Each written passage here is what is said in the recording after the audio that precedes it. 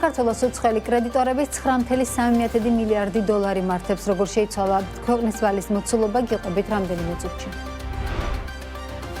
ირაკლი კობახიძე დავოსის ეკონომიკურ ფორუმს არ დაესწრება, პრემიერი ფორუმზე არც წელს მიიწვიეს.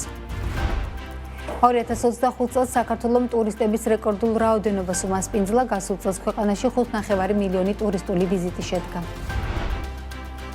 მოლოდინები ხელფასის ზრდაზე შემცირებულია, სების ინფორმაციით შემცირდა იმ პირთა რაოდენობა, რომლებიც ხელფასების 10-20%-ით ცვლილებას ელოდებოდნენ, თუმცა გაიზარდა 10%-მდე ხელფასის ზრდის მოლოდინებთა რაოდენობა. სოკარმა ავსტრიასა და გერმანიაში აზერბაიჯანული გაზის მიწოდება საქართველოს გავლით დაიწყო.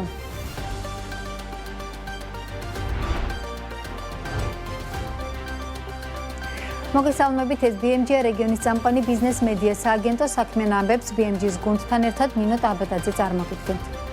საქართველოს საგარეო ვალი გაიზარდა. ფინანსთა სამინისტროს მონაცემებით 1 იანვრისთვის ქვეყანას უცხოელი კრედიტორების 9 მილიარდ 291 მილიონი დოლარი, ანუ 25 მილიარდი ლარის ვალი ჰქონდა. ბოლო ერთ წელიწადში სახელმწიფო ვალის მოცულობა 703 მილიონი დოლარით, ანუ 8%-ით არის გაზრდილი. დეკემბრის მდგომარეობით უშუალოდ მთავრობის საგარეო ვალი 8.9 მილიარდი დოლარი იყო. აქედან მრავალმხრივი კრედიტორების დავალიანება 6.9 მილიარდ დოლარს აჭარბებდა. ორმხრივი კრედიტორების მიმართ 1.6 მილიარდი დოლარის ვალი იყო. აღსანიშნავია, რომ საანგარიშო პერიოდში საქართველოს ეროვნული ბანკის საგარეო ვალდებულება 301 მილიონ დოლარს შეადგენდა. 2025 წლის დეკემბრის მონაცემებით საქართველოს სახელმწიფოს ყველაზე მსხვილი კრედიტორები იყვნენ აზიის განვითარების ბანკი, ევროპის საინვესტიციო ბანკი და განვითარების საერთაშორისო ბანკი.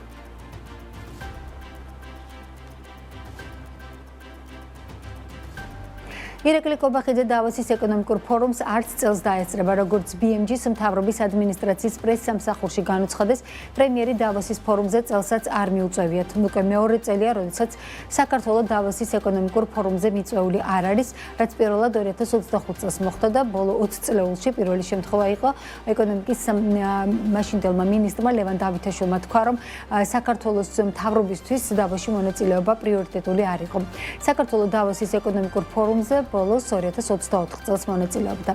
აღსანიშნავია, რომ სოფლიო ეკონომიკური ფორუმის 56-მე ყოველწლიური შეხვედრა დავოსში წელს 19-23 იანვარს გაიმართება და მთელი მსოფლიოდან მთავრობების, ბიზნესებისა და სამოქალაქო საზოგადოების წამყვანი ლიდერები იქნებიან შეკრებილნი.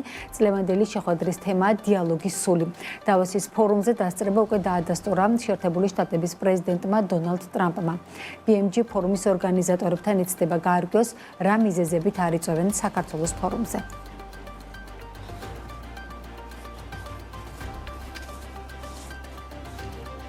2025 წელი საქართველოს ტურიზმის სექტორისთვის რეკორდული იყო. ოფიციალური მონაცემებით გასულ წელს საქართველოს 7.8 მილიონი საერთაშორისო მოგზაური ეწვია, რაც 2024 წელთან შედარებით 5.9%-ით არის გაზრდილი, საიდანაც 5.5 მილიონი ვიზიტი უშუალოდ ტურისტულ ვიზიტს წარმოადგენდა, რაც წლიურად 8%-ზე მეტად არის გაზრდილი. ქვეყნების მიხედვით საქართველოს ყველაზე მეტი ვიზიტორი კვლავ რუსეთის ფედერაციიდან ყავდა 1.570.000 ვიზიტორის სახით, აქ ზრდა 11%-ია, მეორე ადგილზე არის თურქეთი 1.2 მილიონი ვიზიტით, კლება 6.6%-ია. სომხეთიდან საქართველოში გასულ წელს 958,000 ვიზიტორი შემოვიდა, თითქმის იმდენი, რამდენიც 2024 წელს. მიუხედავად იმისა, რომ ზრდა არის ევროკავშირსა და დიდი ბრიტანეთიდან, ტურიზმის ტოპ-10 ქვეყანას შორის ევროკავშირის არც ერთი წევრი ქვეყანა არ არის.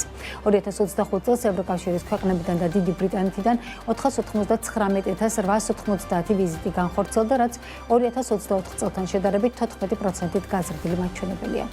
2025 წელი შეჯამებულია, როგორც მოსალოდნელი იყო, წელი ძალიან კარგი ციფრებით დასრულდა.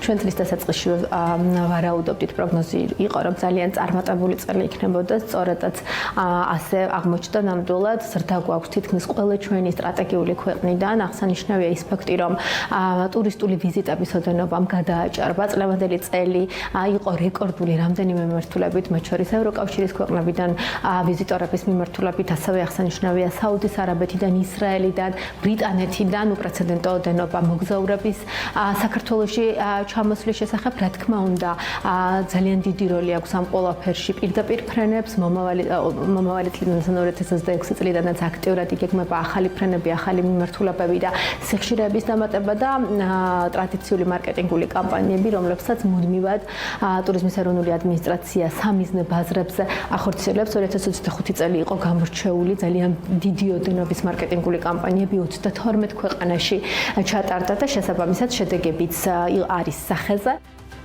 Group ADP-ის წევრი დავით თბილისის აეროპორტის განვითარებისთვის 150 მილიონი დოლარის ოდენობის საინვესტიციო ვალდებულებას იღებს. დავი აეროპორტმა საქართველოს მთავრობასთან გააფორმა შეთანხმება, რომლის მიხედვითაც დავი აეროპორტის მართვაში დარჩება 2031 წლის ბოლომდე 10 მილიონი მგზავრამდე გაიზრდება.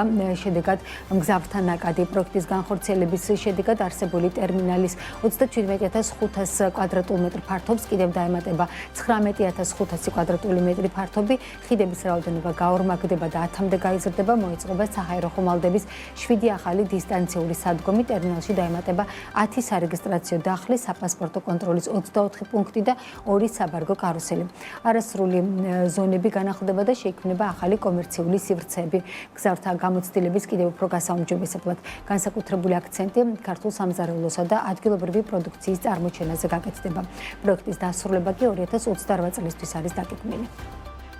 ეს ინვესტიცია ითვალისწინებს როგორც ტერმინალის რენოვაციას, ასევე ითვალისწინებს დამატებით ინფრასტრუქტურას და ყველაზე მნიშვნელოვანი რაც შეიძლება გამოვყო ამ პროექტიდან არის, რომ ბიზნეს მგზავრებისთვის და ბიზნეს სერვისებისთვის აბსოლუტურად ახალცე იქნება, 3-ჯერ უფრო დიდი ვიდრე დღეს გვაქვს.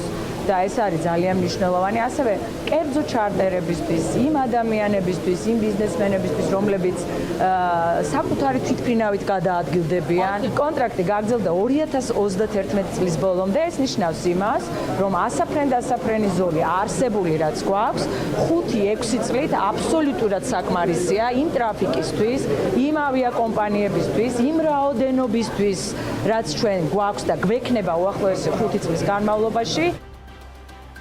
სტატისტიკის ეროვნული სამსახურის თავმჯდომარე გოგიტა თოდრაძემ საზოგადოებას 2025 წლის საქმიანობის ანგარიში წარუდგინა და 2026 წლის გეგმებიც გააცნო. მისი ინფორმაციით უწყება თანდათანობით ტრადიციული მეთოდებიდან ციფრულ ტრანსფორმაციაზე გადადის, წელს მოსახლეობისა და სოფლის მეურნეობის აღწერის დეტალური შედეგების გამოქვეყნებას და მუშაობაში ხელოვნური ინტელექტის აქტიური ინტეგრაციას გეგმავს. გოგიტა თოდრაძის განცხადებით, საქსტატი სულ უფრო მეტად შორდება მონაცემთა შეგროვების მხოლოდ ტრადიციულ მეთოდებს და აქცენტს თანამედროვე ტექნოლოგიებზე აკეთებს. მისი თქმით, მომხმარებელთა მოთხოვნა დასაგენერირებელ დეტალურ მონაცემებზე მკვეთრად იზრდება. მისივე თქმით, უწყება აქტიურად იყენებს ეგრეთ წოდებულ ვებ სკრეპინგს, ანუ ვებგვერდიდან მონაცემების ავტომატურ ჩამოტვირთვას, უძრავი ქონების ფასების ინდექსის დასათვლელად და მობილური ოპერატორების მონაცემებს შიდა მიგრაციისა და ტურიზმის სტატისტიკისთვის. ჩვენი გეგმა გაწერილია სტატისტიკის ეროვნული სისტემის 4-წლიანი სტრატეგიით, რომელიც 3 პრიორიტეტულ მიმართულებას აერთიანებს. პირველი გახლავთ დასაკვირველია მომხმარებელზე ორიენტირებული მაღალი ხარისხის სტატისტიკის წარმოება, მეორე გახლავთ მდობის და თანამშრომლობის გაძლიერება და მესამე ისევ და ისევ ჩვენს მიერ წარმოებული მონაცემების გამოყენების ხელშეწყობა. რაც შეეხება ძირითად ბიუჯეტს, რომელიც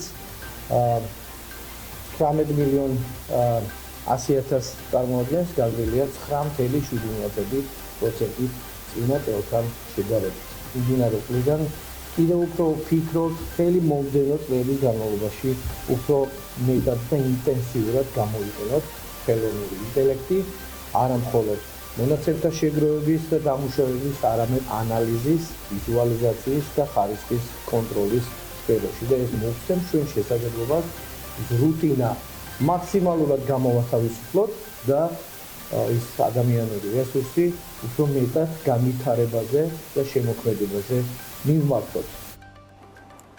საქმის კურსი ამით დასრულებულია, ეთერში უბრუნდებით 15 საათსა და 30 წუთზე დროებით.